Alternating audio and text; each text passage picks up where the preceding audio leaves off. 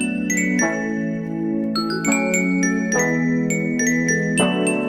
terima kasih. Assalamualaikum warahmatullahi wabarakatuh. Sahabat Mandung sehat? Oke, mohon izin saya Kahaba Wajud, ya, bisa bersaja nggak? Bola yang dari Mario atau yang lain sebagainya.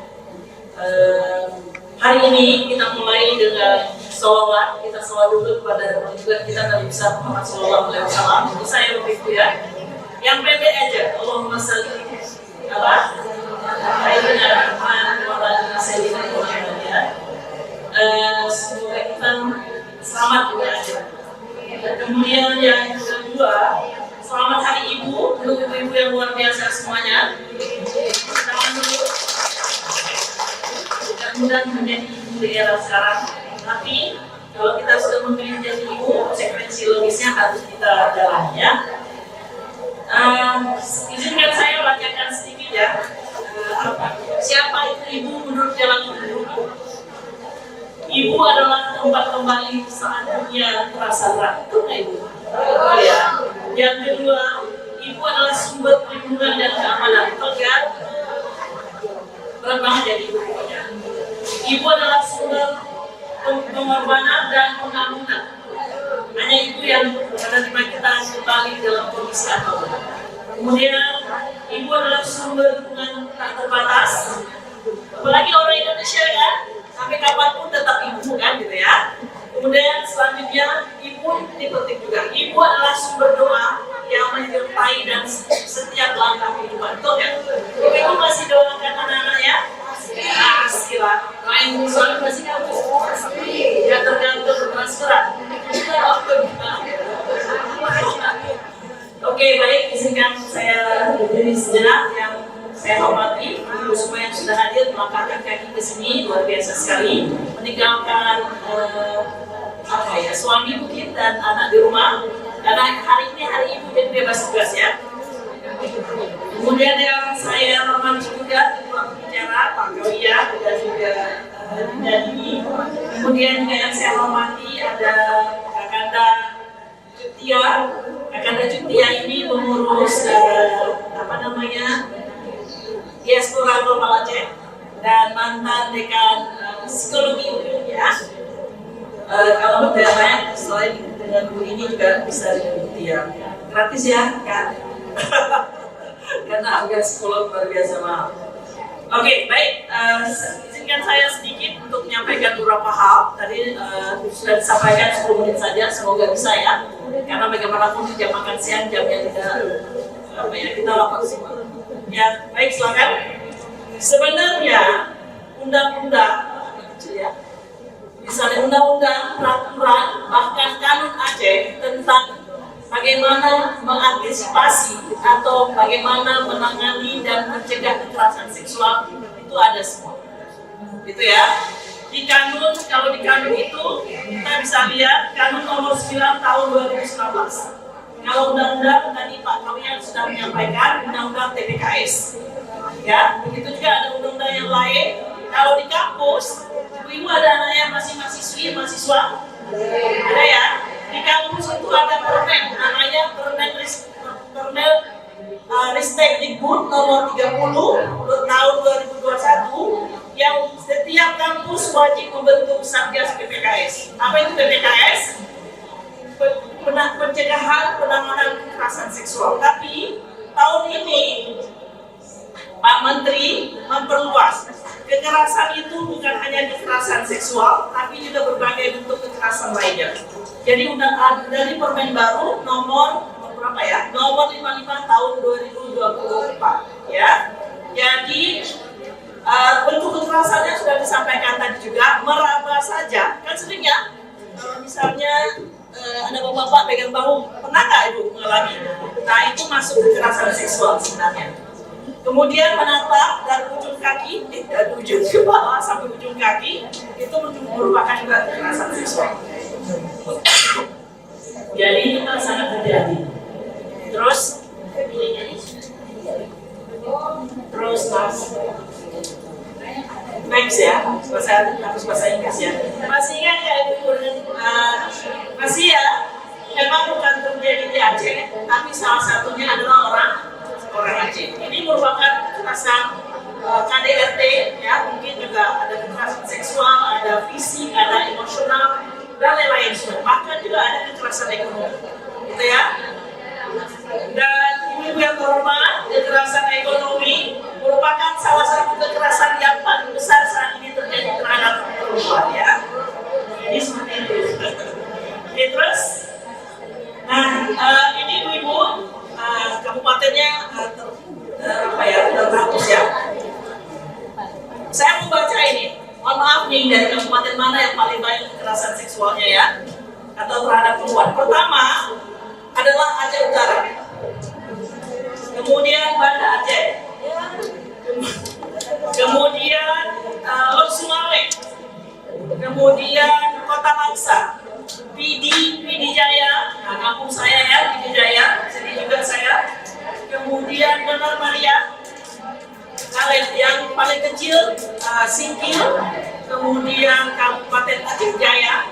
Nah tapi ibu-ibu, apakah benar yang paling besar tertera di situ adalah yang paling hanya mereka yang berpotensi yang paling besar? Belum tentu, karena kekerasan itu seperti gunung es. Ibu tahu nggak gunung es? Yang terlapor, yang tampak jauh lebih sedikit dari yang terlapor. Ya, oleh karena itu makanya upayakan betul ya agar ada keberanian, yaitu istilahnya adalah speak up. Bagaimana caranya agar para perempuan dan anak-anak berani bicara? Nah, seringkali tidak berani bicara. Kenapa tidak berani bicara? Terus Mas? Nah ini kita lihat datanya dulu ya, sebelum kenapa tidak berani bicara. Ini dia Aceh Bapak Ibu. Coba lihat kekerasan psikis berapa banyak, kekerasan fisik berapa banyak, kekerasan seksual, incest apa ya? Hubungan anak dan apa ya? Nah itu. Kemudian sodomi Bapak Ibu, dan trafficking lantaran eksploitasi ekonomi, seksual, KDRT, pemerkosaan juga banyak terjadi. Nah itulah Aceh kita saat ini ya. Jadi kita tidak boleh marah, boleh sedih, tapi apa jalan keluar ya. Kenapa Aceh? Saya sering malu sebenarnya ya. Kenapa malu? Karena kalau ada acara seminar dengan Komnas Perempuan dan beberapa pihak lain selalu menyebut Aceh yang syariat Islam, tapi kekerasan seksualnya dan kekerasan lain bisa sangat tinggi ya. Semoga tidak terjadi lagi. Terus kita cepat. Nah, kasus pelecehan seksual. Nah ini Bapak, tahu kampung? Kita semua dari kampung kan? Nah ibu yang kakak yang cantik ini yang pakai baju hitam kerudung kuning dari kampung mana? Kami ada besar. Kampung ya sayang? Kampung asli, Simpang 5. Simpang 5. Kalau kakak Nova saya? Kampung Bambi. Kampung Bambi. Oke ya, ini ya berarti ya? Betul ya, ini ya. Yang lain dari kampung mana, Ibu? Pidi Jaya Kabupaten, bukan kampung. Oke. Coba lihat, kita baca sama-sama. Ada 6.600 lebih kampung di Aceh. Semua kampung itu ada menasa. Bahkan satu kampung ada 2 menasa. Dulu menasa tempat kita mengaji. Anak laki-laki mengaji di Aceh. Di menasa. Ibu-ibu mengaji, betul nggak di menasa? Gitu ya. Dan sekarang kasus pelecehan seksual di Aceh dominan terjadi di kampung. Kenapa bisa terjadi ibu-ibu? Saya juga miris melihatnya, tapi ibu bagaimana? Inilah data dan faktanya. Pada siapa kita bertanya? Apakah pada rumput yang selalu bergoyang? Enggak juga ya, pada rumput nggak bergoyang. Karena kalau hujan rumput sedih juga ya. Nah itu ya. Semoga sih tidak terjadi. Kalau jumlahnya banyak sekali. Setiap bulan atau 3 bulan sekali, ya Dinas Pemberdayaan Perempuan dan Pelindungan Anak di Aceh selalu ada laporannya. Terus, nah faktor penyebab. Apa faktor penyebab pertama? Relasi kuasa. Karena laki-laki merasa lebih hebat daripada perempuan. Karena ayah merasa berkuasa atas anak-anaknya. Itu yang sering terjadi. Ini yang sudah diputuskan, harusnya setara. Respect memang tetap respect, tapi bukan berarti boleh melakukan apapun terhadap anak-anaknya. Kemudian yang kedua, budaya patriarki. Sebenarnya kita kan bangga ya. Kita kan bangga orang Aceh ada pahlawannya berapa orang perempuan? Hafal nggak? Banyak ya. Sultanah ada berapa ibu? 4. Sultanah ada 4. Saya punya bukunya sampai hari ini. Karena dikasih oleh Pak Ibrahim. Bukan. Guru salah satu profesor dari UGM. Ya. Tapi realitanya budaya kita masih semakin patriarki. Banyak sekali larangan terhadap perempuan. Berapa ada bupati dan wali kota di Aceh yang perempuan? Berapa anggota DPR yang perempuan? Berapa camat yang perempuan? Sampai saat ini kalau nggak salah cuma 1 camat yang perempuan. Atau bahkan hanya kepala desa beberapa orang. Sebenarnya ini miris. Kenapa? Karena budaya patriarki. Sebenarnya saya sering memuji diri saya sendiri ya, maksudnya memuji budaya Aceh. Kalau lagi ngomong sama teman-teman saya, oh kita mau pesta, oh ya kalau di Aceh tuh enggak, yang cuci piring laki-laki, yang masak laki-laki, saya selalu ngomong gitu untuk meninggikan bahwa kita itu luar biasa. Tapi apakah prakteknya masih demikian? Saya nggak tahu. Enggak ya, ibu-ibu yang nyuci semua ya. Taruh aja pulang bu. Nggak ada dalam ayat suci manapun, maksudnya dalam Al-Quran dan hadis menyatakan bahwa pelayanan rumah tangga harus dilakukan oleh perempuan. Nggak ada itu ya. Jadi boleh tanya sama kiai atau ustaz-ustaz Dayak ya. Itu adalah budaya. Kemudian kemiskinan. Kan Aceh, terlepas datanya betul nggak betul saya nggak tahu ya bu ya. Tanya kepada menteri desa ya, Bang Anwar, menteri sosial. Di Sumatera udah berapa tahun provinsi Aceh termiskin? Udah berapa tahun Pak Le? Pak Mitra? 4 tahun. Menurut data provinsi Aceh termiskin di Sumatera. Maka iya dan tidak kita tidak tahu, itulah yang realitanya. Tapi kita lihat ya bahwa di masa saya masih kecil, dulu tahun 1971 lahir di Meredu, kemudian tahun 83 pindah ke Sigli karena tinggal di Belangkasan. Hampir tidak ada orang Aceh yang tidak punya tanah, tidak punya sawah. Sekarang 25% orang Aceh tidak punya tanah. Entah apa yang terjadi saya nggak tahu ya, tapi itu bukan kita kemudian kurangnya pendidikan dan kesadaran ya, mentalnya harus berubah. Kemudian hukum dan penegakan yang lemah. Hukumnya bagus sih sebenarnya, kanun ada, aturan ada, tapi penerapannya yang masih menjadi masalah. Terus waktu masih ada ya. Nah itu kenapa kekerasan dan pelecehan terhadap perempuan dan anak itu melanggar nilai ketuhanan. Saya yakin tidak ada di Al-Quran, tidak ada dalam hadis, tidak ada dalam kitab suci manapun dalam nilai keacehan untuk menyuruh melakukan hal itu. Melanggar terhadap etika moral dan lain sebagainya. Terus dan juga asasi manusia. Terus nah, untuk kekerasan, siapa yang sudah mengalami KDRT? Kerennya, oke, ya. Alhamdulillah ya.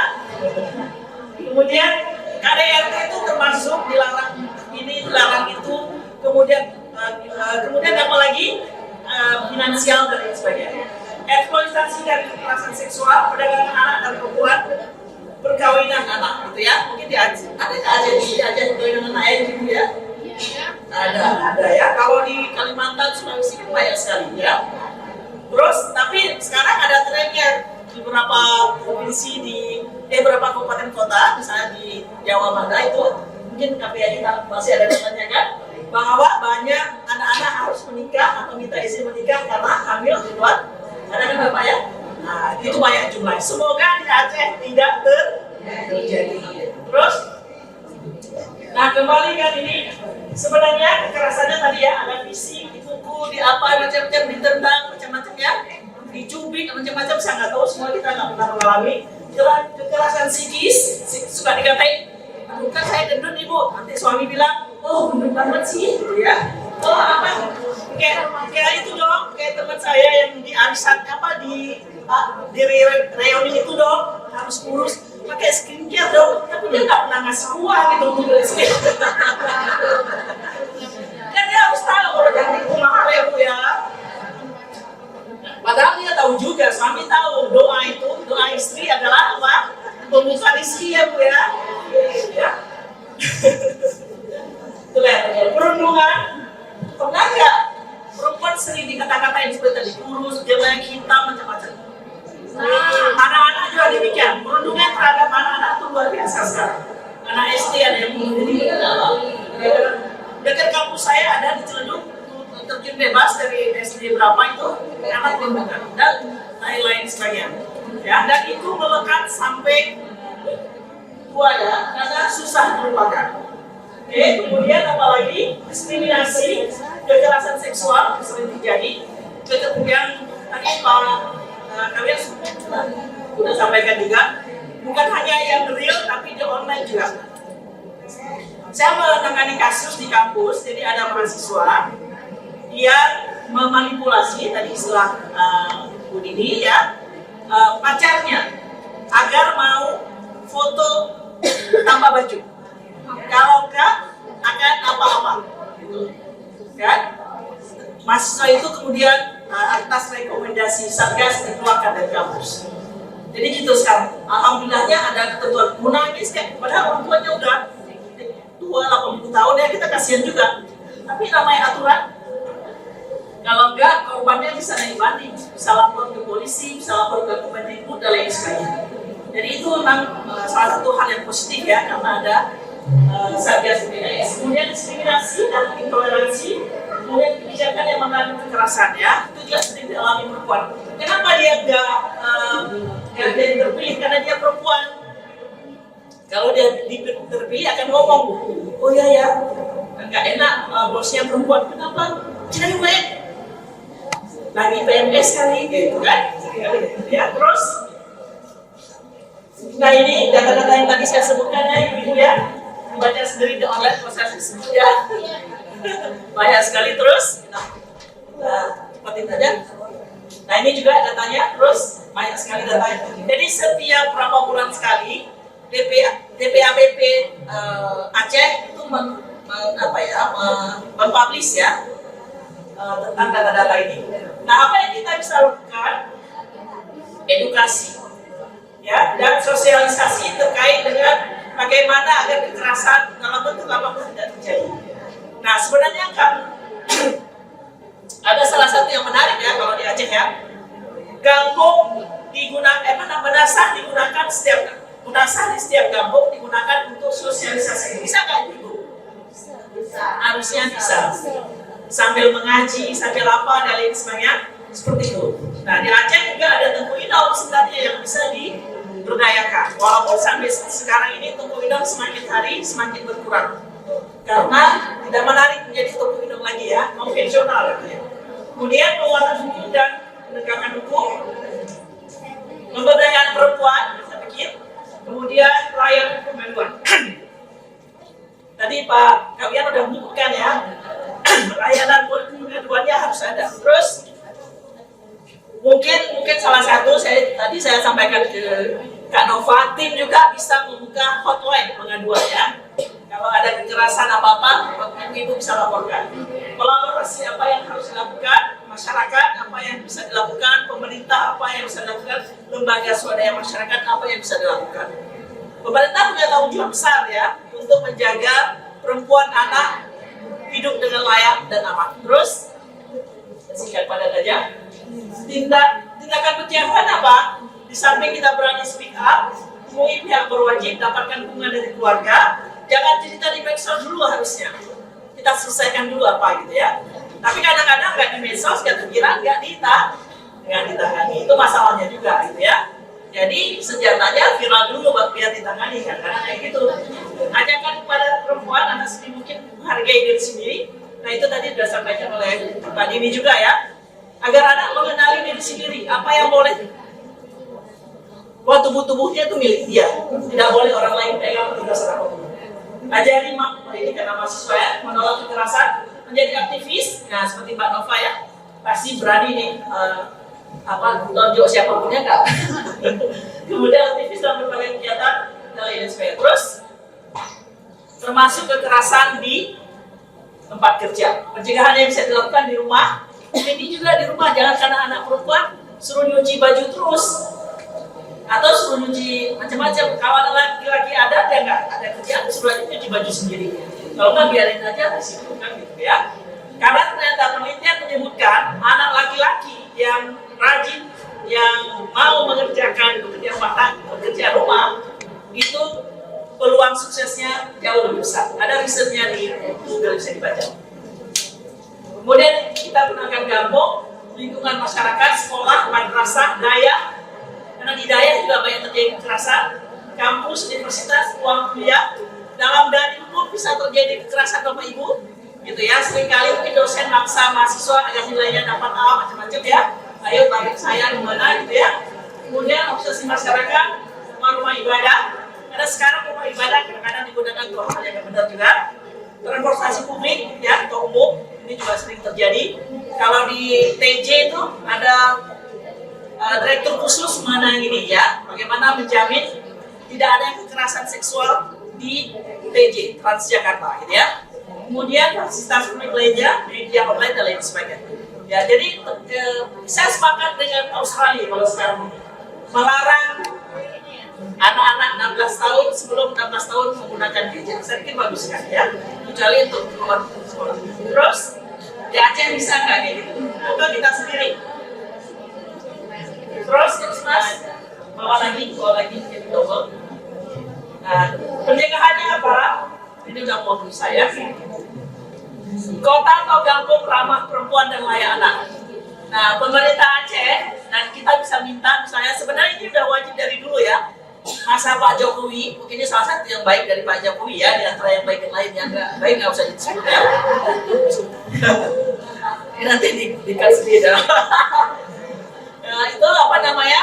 Ada peraturan pemerintah mengenai bagaimana membangun kabupaten kota, kecamatan, kelurahan, ramah perempuan dan layak anak. Kalau nggak ada ini, artinya dana daerah itu tidak dikasih. Nah, kalau sekarang dana yang tidak dikasih, nah apakah raportnya benar? Oh, itu bukan urusan kita, tapi itulah yang terjadi ya. Kita bisa bangun itu sebenarnya. Terus yang kedua, sikat aja. Terus, nah metode limanya ya Bapak Ibu, ya. Jadi Bapak Ibu, ini ada satu metode. Kalau lihat di mana ada orang yang sedang ingin melakukan sesuatu, dialihkan oleh kita. Tiba-tiba misalnya kita datang atau untuk melakukan dulu gitu Pak ya, sehingga pelakunya tidak melakukannya lagi. Kemudian dilaporkan, tapi melaporkannya harus ada buktinya. Kemudian didokumentasikan, tapi dokumentasi bukan di sosial media untuk keperluan pengaduan. Kemudian ditegur, kalau dia marah kita bisa bawa ke polisi. Jadi nggak usah takut sekarang ini karena undang-undangnya banyak sekali, tapi tentu ada caranya. Kemudian ditenangkan, korbannya ditenangkan, gitu ya. Jangan sampai kita menjadikan korban. Kenapa orang tidak melapor atau korban jarang melapor? Di samping takut, tapi stigma juga. Korban menjadi korban lagi, ya. Terjadi pelecehan kembali oleh banyak pihak, termasuk oleh pihak-pihak berwajib tekanan. Terus, nah strategi melawan tindakan kekerasan, kampanye terus-menerus, dukungan berbagai pihak, perubahan mental. Nah ini yang sulit, merubah mental kita bahwa kekerasan bukan solusi atas alasan apapun gitu ya. Jadi berani untuk melakukan hal-hal yang benar. Kemudian mendobrak budaya patriarki, daya kuasa, korban dijamin. Nah ini penting. Sebenarnya korban bisa ada apa saja Pak? Diberi ganti itu apa namanya? Remunerasi, restorasi ya, betul ya? Undang-undang TPKS, ya kan? Ya. Nah itu seperti itu. Restitusi, ya itu seperti itu. Jadi sebenarnya pemerintah atau pemerintahnya benar-benar harus mewongke ya. Kemudian pelaku disediakan konseling, ini juga penting, makanya perlu psikolog dan lain sebagainya. Ya, sadar tertentu, terima kasih banyak.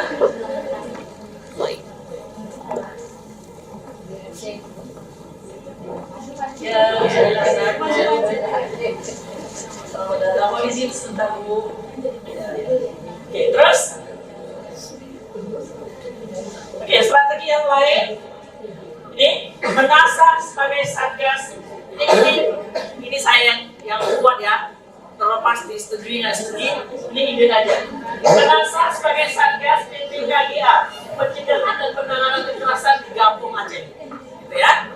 Kemudian kanun harus lebih diterapkan dan dikampanyekan ke semua pihak di Kampung Aceh. Korban dijamin memperoleh hak-haknya, karena sebenarnya penyelesaian kasus itu harus berperspektif korban, nggak boleh atas kepentingan apapun yang lain ya. Kemudian melibatkan Tengku Inok di Aceh ya.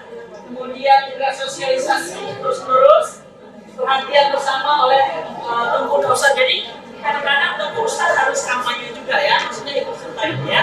Terus jangan hanya Tengku dan Ustadz misalnya di Dayak, maaf ya kalau jangan ada yang tersinggung, hanya membawa ayat-ayat yang tafsirannya menguntungkan pihak ya, tentu saja ya. Terus lanjutan aturan membatasi anak-anak menggunakan gadget kalau berani ibu, sosial media dan lain sebagainya. Tadi Pak Dini sudah mengatakan KBGO karena berbasis gender ya, maaf ya, online marak sekarang ini, oleh karena itu harus hati-hati.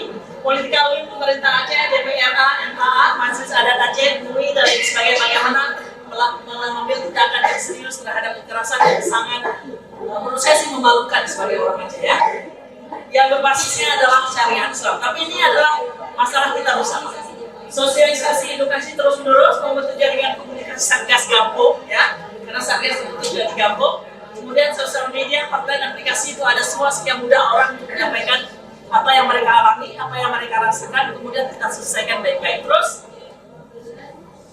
nah ini mekanismenya, tapi ini kan hanya saran, bisa iya bisa tidak karena tergantung dengan kebutuhan yang ada di Aceh. Terus selanjutnya, terima kasih ya, dan terima kasih ya. Ya oke, itu aja ibu-ibu. Semoga Aceh menjadi lebih baik, semoga Aceh menjadi lebih kuat dan luar biasa. Ini tanggung jawab kita semua, kolaborasi ya ibu ya. Nggak mungkin pemerintah saja, nggak mungkin LSM saja, nggak mungkin mahasiswa saja, semua hal dari kampung sampai ke ya. Terima kasih banyak. Mohon maaf kalau ada hal yang kurang. Assalamualaikum warahmatullahi wabarakatuh.